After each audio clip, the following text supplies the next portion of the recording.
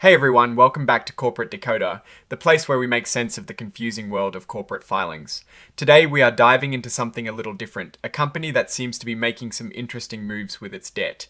We will unpack exactly what is going on and what it means for the company and its investors. Before we jump in, if you like getting clear, no-nonsense breakdowns of financial reports, make sure to hit that subscribe button. And for more in-depth discussions and to connect with other finance enthusiasts, check out our Discord community, linked in the description below. Alright, so VSEE Health Incorporated, a company you might know for its common stock, has just filed a Form 8K, which is basically a report for significant events that happen between their regular financial filings. This one, filed on the 9th of October 2025, details a pretty crucial financial transaction. First off, let's talk about what VSEE Health does. They have common stock and warrants, which are basically options that give someone the right to buy shares of their common stock at a specific price. That specific price for these warrants is $11.5 per S-share. Both their common stock and these warrants are traded on the Nasdaq Stock Market LLC, a well-known stock exchange. So this is a publicly traded company we are looking at. Now, an interesting detail here is that VSEE Health is identifying as an emerging growth company. This status gives them certain regulatory flexibilities, like potentially delaying the adoption of new accounting standards. They have elected to do so, meaning they can continue to use older accounting rules for a bit longer, which can sometimes make comparisons to other companies slightly more complicated. The core of this filing is about VSEE Health entering into a material definitive agreement. Think of this as signing an important contract. On the 9th of October 2025, they signed a note purchase agreement with an accredited institutional investor. In simple terms, the company borrowed money from a big official investor. They issued a secured note for a principal amount of $133,333.33, but they only received $120,000 for it. That difference, $13,333.33, is essentially a fee or a discount for the investor. The note itself has a 5% annual interest rate and is due on May 8, 2026. It's not convertible, meaning it won T-turn into stock. What is really important here is that this note is secured.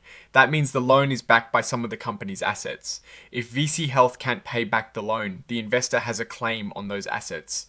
The agreement also has some pretty standard but strict clauses. For instance, if the company breaches any of its promises or guarantees in the agreement, it can trigger a default. If a default happens and the loan needs to be paid back immediately, the interest rate could jump up to 24% per year, or the maximum allowed by law, whichever is less.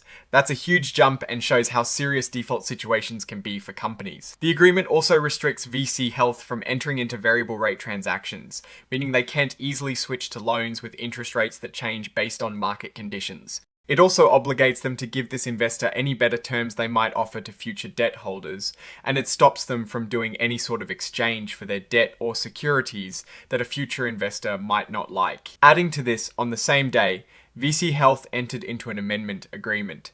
This amendment is essentially updating existing security agreements and guarantees.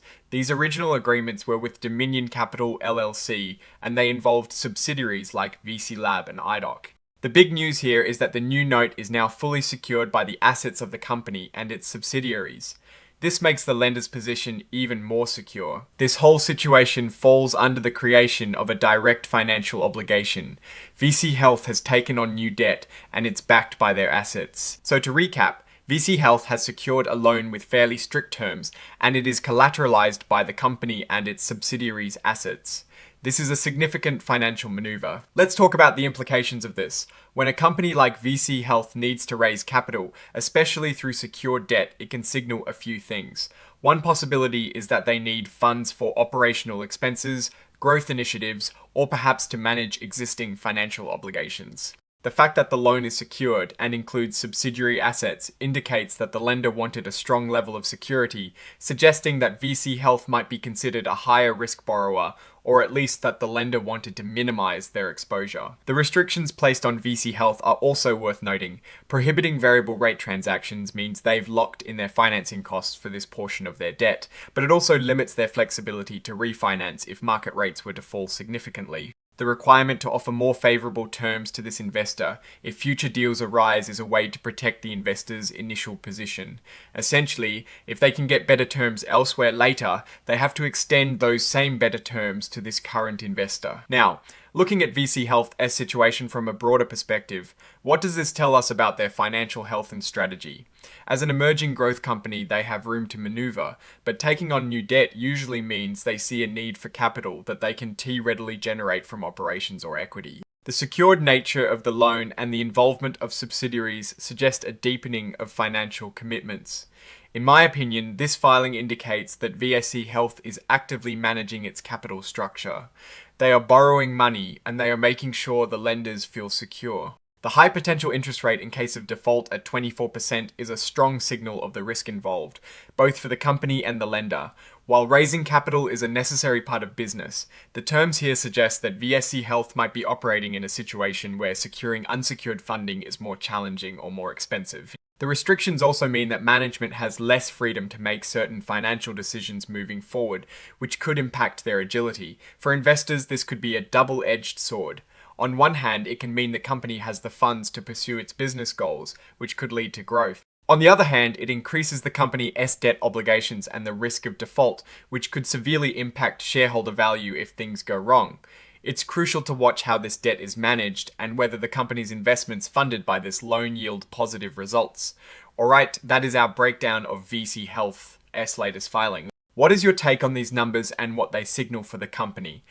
Future, do you think this move is a smart one for VSEE Health? Growth, or does it signal underlying financial pressure? Drop your thoughts in the comments. If this analysis was valuable, hitting that like button really helps. And subscribe for more deep dives into the world of corporate finance. Don't forget to check out the Discord in the description to continue the conversation. Thanks for watching. See you next time.